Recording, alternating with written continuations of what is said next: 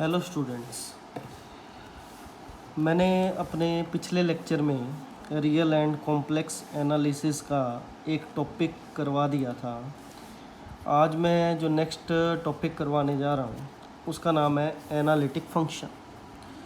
Most important topic है ये, examination point of view से भी और न्यूमेरिकल पॉइंट ऑफ व्यू से भी। एनालिटिक फंक्शन, सबसे पहले definition, consider a single valued function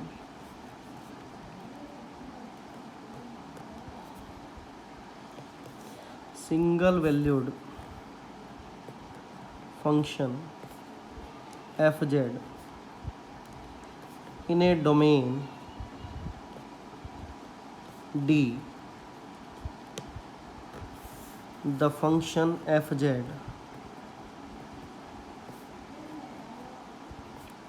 is said to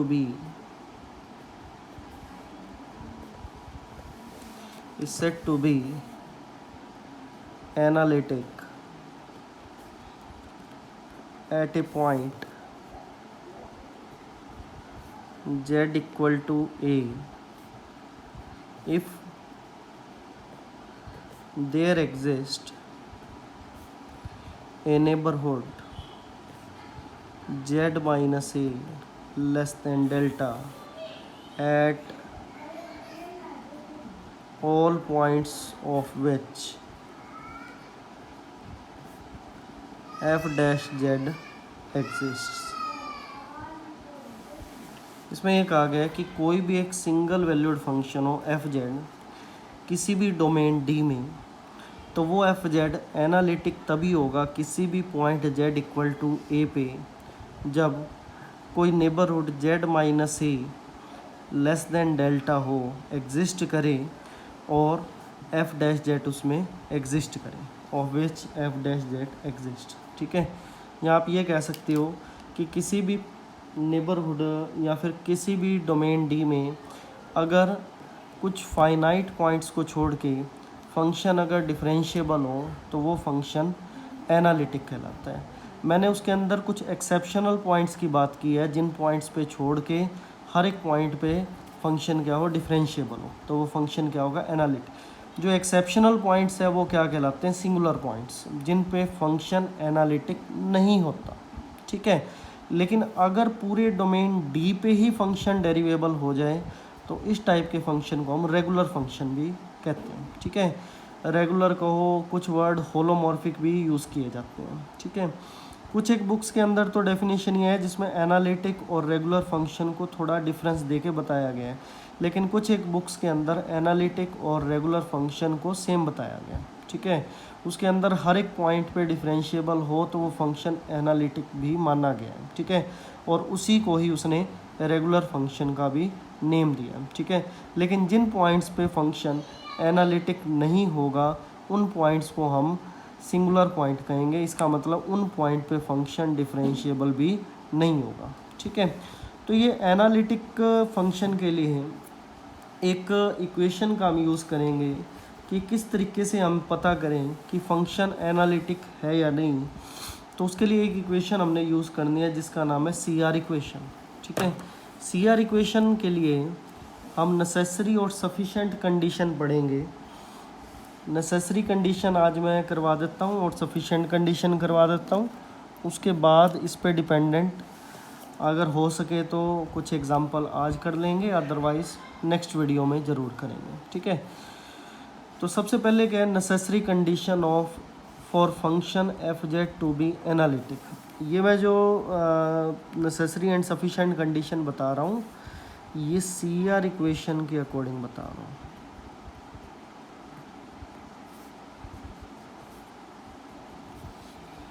ठीक है, तो सबसे पहले है necessary condition for F Z to be analytic, कि फंक्शन एनालिटिक कब हो जाएगा।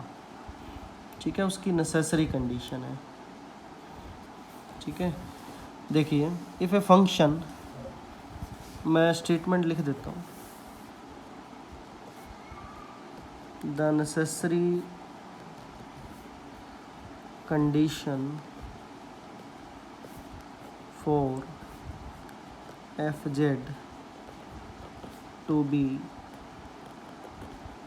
एनालिटिक क्या रहेगी?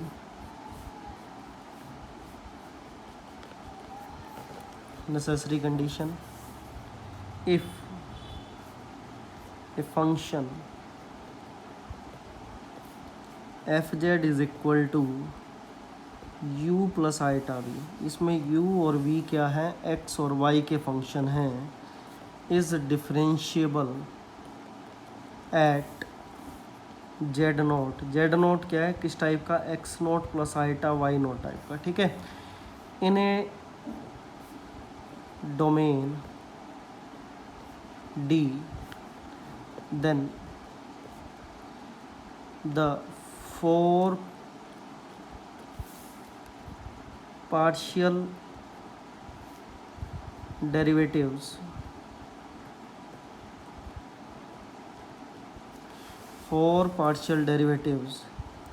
ux, u का x, u के नीचे x है मतलब करली u by curly x, uy vx and vy exist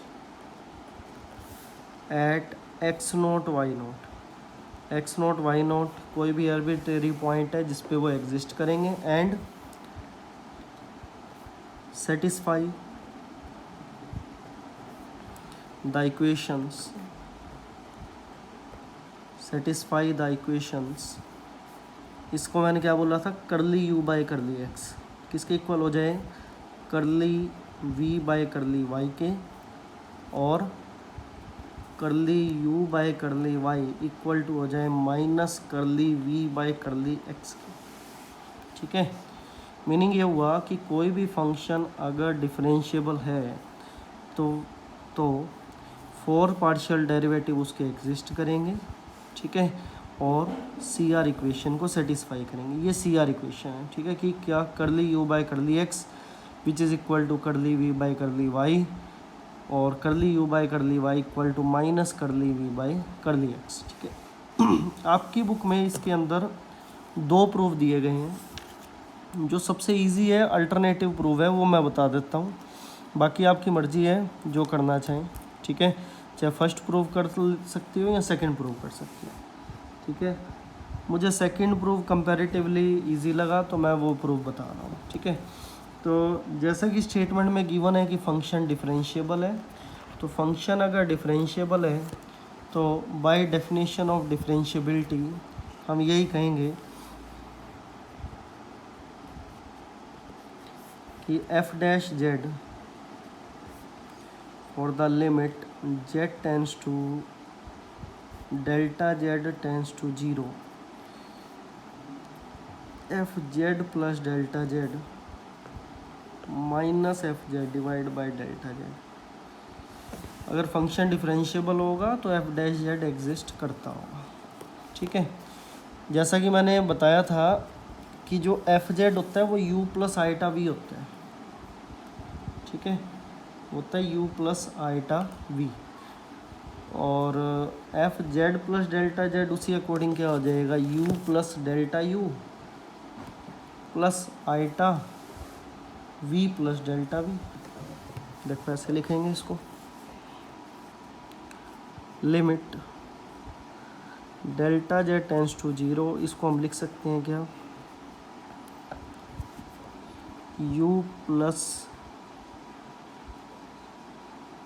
delta U plus iota V plus delta V minus F Z क्या रहेगा? U plus iota V divide by delta Z, ठीक है।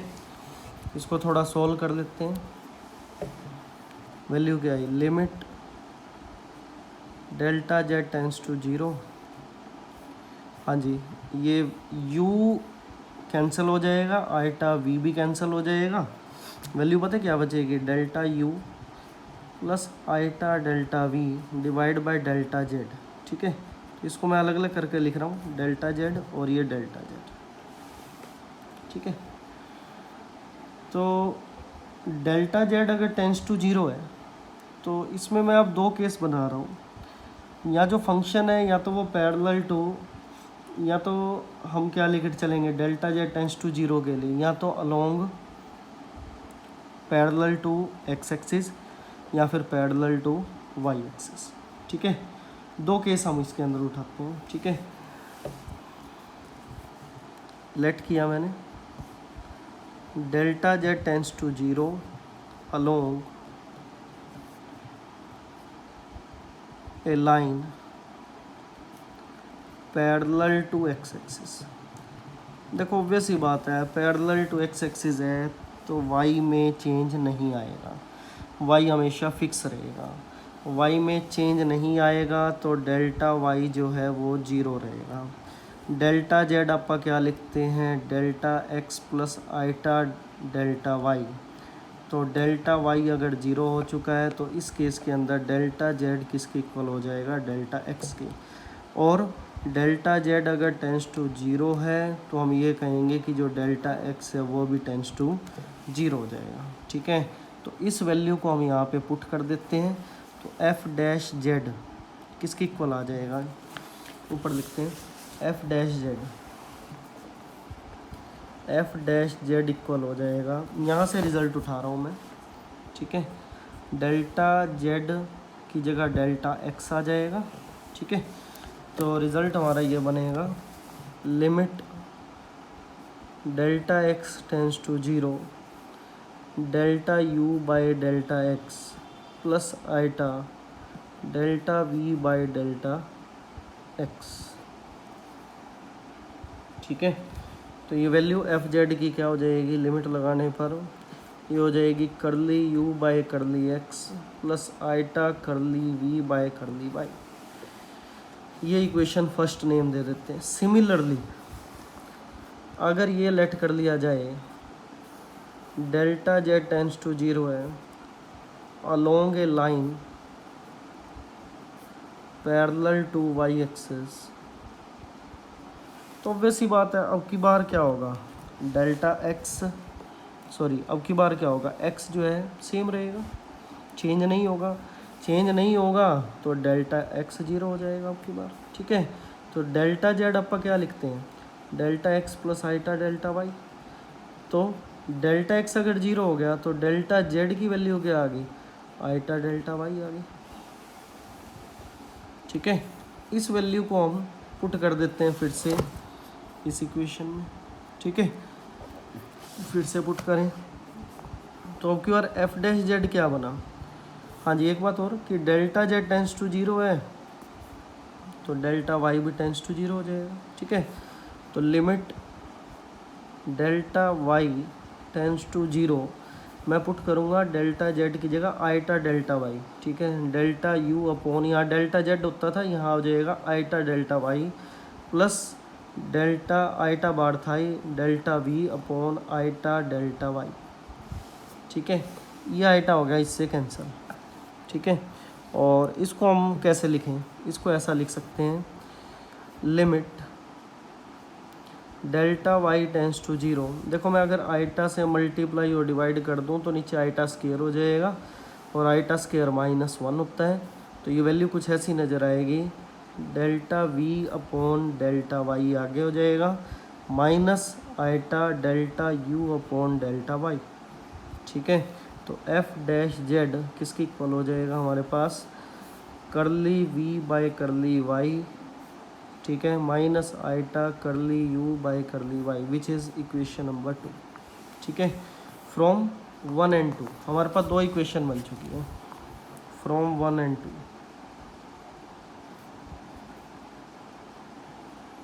हाँ जी, लेफ्ट हैंड साइड इक्वल है, right hand side को भी equal रख दो, तो curly U by curly X plus iota curly V by curly Y किसके इक्वल हो गया, curly V by curly Y minus iota curly U by curly Y. Comparing real parts, तो curly U by curly X किसके equal हो जाएगा, curly V by curly Y के, and curly V by curly Y किसके equal हो जाएगा, minus करली U bye, यहाँ कुछ गलती रहेगी, यहाँ x आना था, सॉरी, यहाँ पे x आएगा, ठीक है। तो यहाँ x रखो, यहाँ x आएगा, ठीक है। तो करली v बाय करली x इसके इक्वल हो जाएगा माइनस करली u बाय करली y के, ठीक है। तो ये थी हमारी नेसेसरी कंडीशन। सो हम ये कहेंगे CR इक्वेशन सेटिस्फाइड, ठीक है। अब उसके बाद मैं आपको बता रहा हूँ इसकी सफिशेंट कंडीशन के बारे में। सफिशेंट कंडीशन में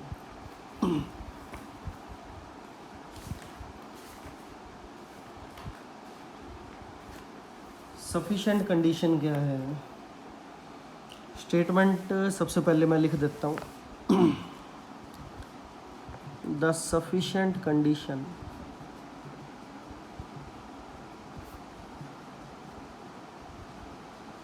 for FZ to be analytic.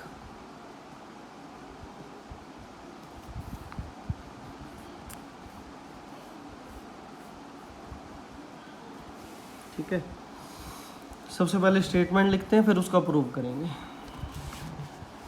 हाँ जी, सभी स्टेटमेंट ध्यान दें। The continuous one valued function FZ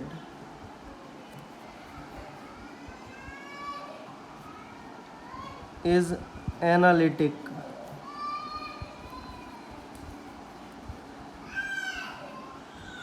in a domain D if the four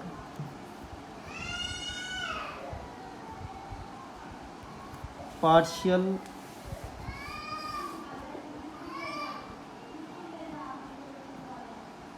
derivatives, four partial derivative कौन से थे, करली u बाई करली x, करली u बाई करली y, करली v बाई करली x, करली v बाई करली y, ठीक है। इनकी बात कर रहा हूँ मैं। Exist and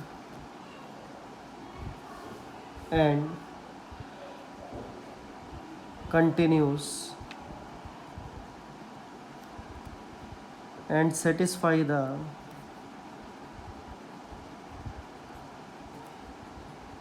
CR equation and satisfy the CR equations at each point in D। Domain के हर एक पॉइंट पे CR इक्वेशन सेटिस्फाई हो जाए। सेकंड, चार पार्शियल डेरिवेटिव एग्जिस्ट कर जाए तो फंक्शन एनालिटिक हो जाएगा, ठीक है। हम सिर्फ ये बता देते हैं कि एनालिटिक तभी होगा जब फंक्शन डिफरेंशिएबल हो जाएगा। अगर हम ये प्रूव कर दें कि फंक्शन डिफरेंशिएबल है हर एक पॉइंट पे, तो फंक्शन एनालिटिक भी ज़रूर होगा, ठीक है। तो मुझे डिफरेंशिएबिलिटी की डेफिनेशन को होल्ड करवाना पड़ेगा इसके लिए, ठीक है। तो डिफरेंशिएबल प्रूव करते हैं। इसके अंदर भी अगर आप देखोगे, आप अपनी बुक के अंदर, इसमें भी दो मेथड दिए गए हैं, ठीक है। तो जो इजी है वो इसमें फर्स्ट वाला है अब की बार, ठीक है, वो मैं करवा देता हूँ। बाकी आपको जैसा ठीक लगे वो कर लेना, ठीक है। तो अब की बार हमें गिवन क्या है वो बता देता हूँ। गिवन ये है कि फंक्शन जो पार्शियल डेरिवेटिव है वो एग्जिस्ट कर रहे हैं और CR इक्वेशन होल्ड कर रही है, ठीक है। CR इक्वेशन हमारे पास ये थी कि curly u by curly x equal to था curly v by curly y, और curly u by curly y equal था minus curly v by curly x के, ठीक है। फंक्शन एनालिटिक प्रूव करने के लिए मैं शुरुआत इसकी यहाँ से करूँगा और FZ प्लस डेल्टा Z से, और इसको मैं क्या मतलब टेलर थ्योरम के अकॉर्डिंग एक्सपेंड करूँगा। देखो, इससे शुरू करने का मेरा पर्पज़ क्या है मैं आपको स्पष्ट बता देता हूँ। क्योंकि देखो, मैं आपको एक बात बताऊँ तो मुझे f डैश z एग्जिस्ट करवाना है, ठीक है। एफ डैश जेड एग्जिस्ट करवाने के लिए मुझे इसकी बाय डेफिनेशन ध्यान रखना है। बाय डेफिनेशन ये होता था limit delta Z tends to 0 F Z plus delta Z minus F Z divide by delta Z exist कर जाए, यही कहते थे ना। अगर डेरिवेटिव एग्जिस्ट करेगा तो फंक्शन डिफरेंशिएबल होगा, अगर हर एक पॉइंट पे डिफरेंशिएबल होगा तो फंक्शन एनालिटिक हो जाएगा। ठीक है, तो अगर ये बात प्रूव हो जाए तो एनालिटिक प्रूव हो जाएगा। शुरुआत मैंने इस पॉइंट से की, उसके बाद एफ जेड को माइनस किया जाएगा, फिर डेल्टा जेड से डिवाइड किया जाएगा, फिर लिमिट लगाई जाएगी। ठीक है, इस तरीके से क्या होगा, ये पूरी टर्म बनेगी और वो अगर एग्जिस्ट भी करेगी तो एफ डैश जेड के इसको मैं एफ डैश जेड के इक्वल लिखूँगा, फिर उसको एग्जिस्ट भी करवाएंगे। ठीक है, तो पहला स्टेप मैंने उठाया, उसके बाद माइनस करेंगे, फिर डेल्टा जेड से डिवाइड भी करेंगे। ठीक है, तो जो मैं अभी लिख चुका हूँ F Z plus delta Z, इसको मैं टेलर थ्योरम के अकॉर्डिंग एक्सपेंड कर रहा हूँ। और टेलर थ्योरम के अकॉर्डिंग एक्सपेंड करने के लिए हम ये बात जानते हैं कि एफ जेड जो होता है वो यू प्लस आइटा वी होता है। ठीक है, तो u प्लस आइटा वी अगर है तो z प्लस डेल्टा जेड के अकॉर्डिंग z क्या होता था x प्लस आइटा y, तो z प्लस डेल्टा जेड के अकॉर्डिंग ये बन जाएगा x प्लस डेल्टा x।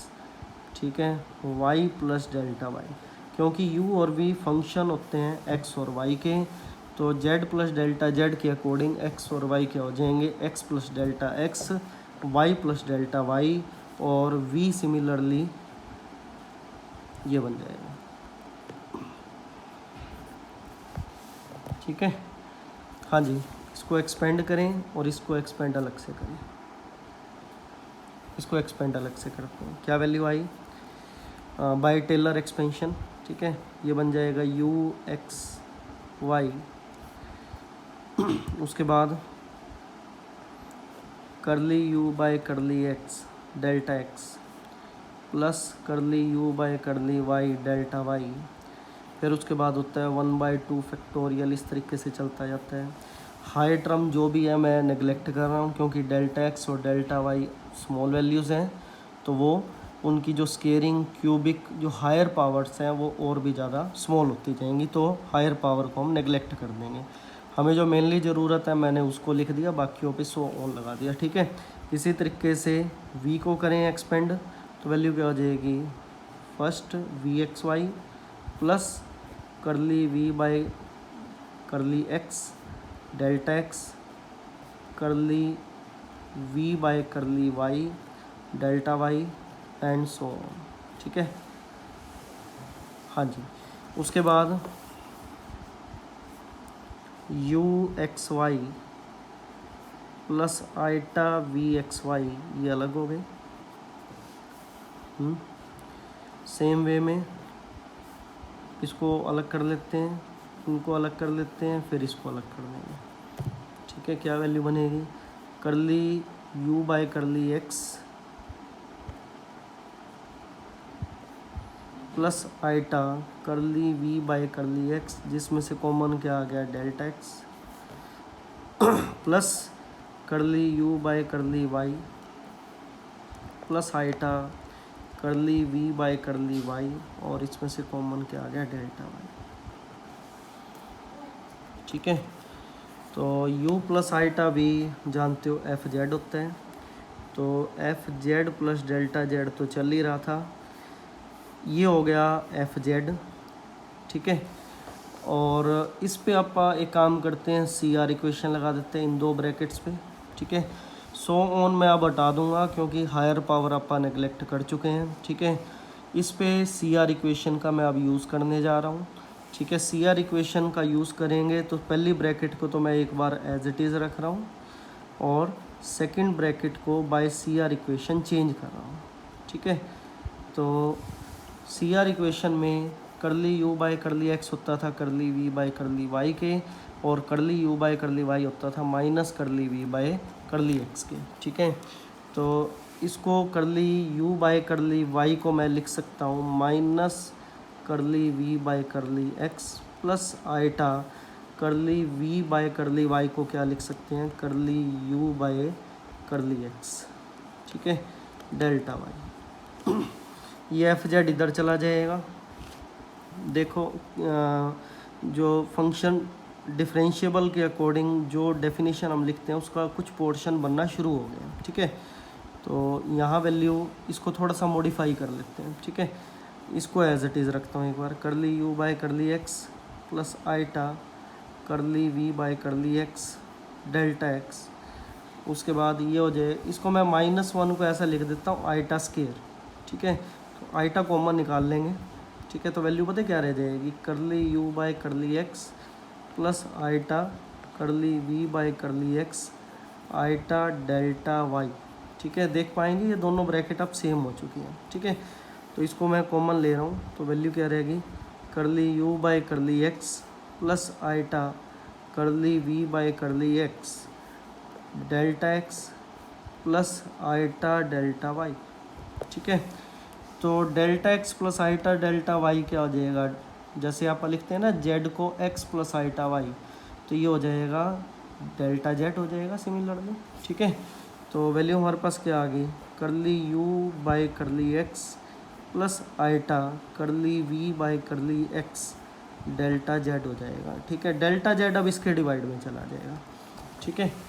तो हमारे पास इक्वेशन क्या बनी, F Z plus delta Z minus F Z divide by delta Z किसके इक्वल हो गया, curly U by curly X plus iota curly V by curly X. Differentiability की definition के according सिर्फ एक चीज़ की इसमें कमी है कि लिमिट लगा देते हैं डेल्टा जेड टेंस टू 0, ठीक है। तो delta Z tends to 0 limit जब लगाएंगे तो वो एफ डैश जेड हो जाएगा। तो एफ डैश जेड किसके इक्वल हो जाएगा, लिमिट डेल्टा जेड, मैंने लिमिट लगाई बोथ साइड, ठीक है। दूसरी साइड जेड का कोई फंक्शन ही नहीं है तो उस पर कोई इफेक्ट नहीं पड़ेगा, लेकिन यहाँ डेल्टा जेड लिमिट लग गई। ये किसके इक्वल चल रहा है, curly U by curly X plus iota curly V by curly x के।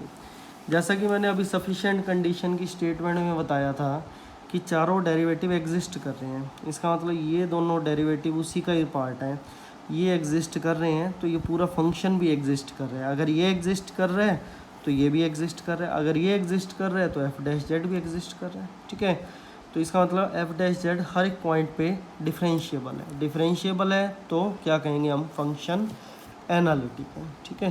तो यही हमें इसके अंदर प्रूव करना था। ये थी sufficient condition C R equation की, या फिर ये कहो कि जब फंक्शन एनालिटिक हो जाए उसकी सफिशिएंट कंडीशन थी, ठीक है।